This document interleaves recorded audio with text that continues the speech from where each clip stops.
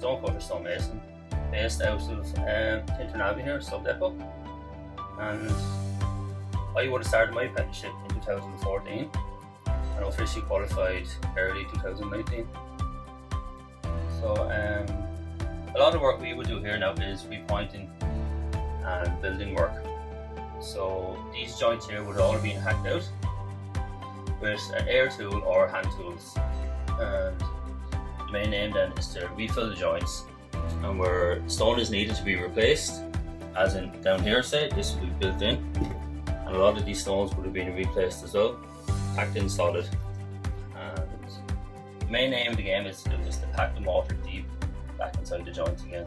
Yeah, especially when you're talking to members of the public, they want to know what you're doing and how you do it. And being in this environment, you have a chance to do that.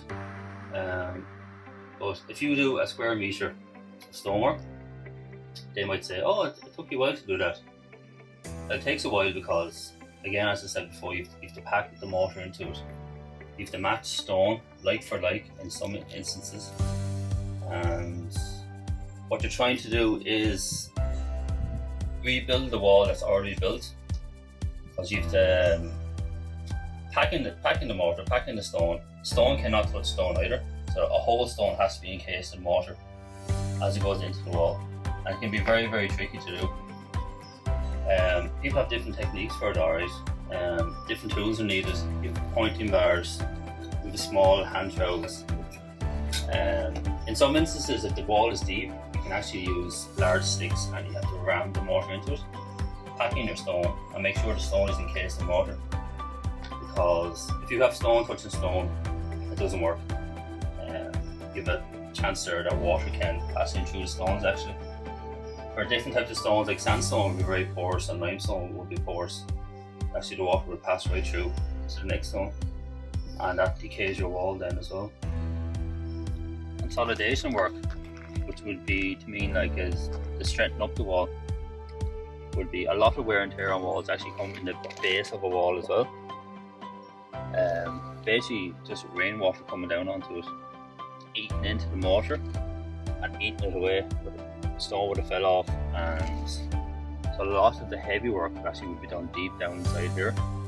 Like if you see this here, like there's a lot of damage here, and a lot of that we need. Like the stone is perfect, and that stone is deep, which is perfect as well. Like so, you have to pack all these full of joints, full of mortar, probably hack out here a little bit and just pack it in, and a large stone into this section. But that's where a lot of damage of walls can be done. That's where you spend a lot of your time. It's actually down on the ground, packing the wall. And equally as important is your top of your wall, because your top of your wall has to be built pretty well, and that will stop the water passing down into the wall. So there's different techniques for that.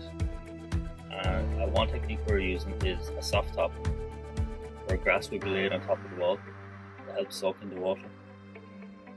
So that has been done in places. I think Ormond Castle has introduced that maybe 50 years ago. It's not original, and it's actually lined the wrong way because the stone is actually delaminated. So what might happen is this stone will be taken out and a large granite block put in this place instead, because structurally it's not correct.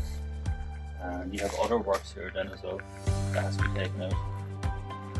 It's works that would have been done in the 50s and stuff that we want to change now, because it's not in keeping with the building. Well,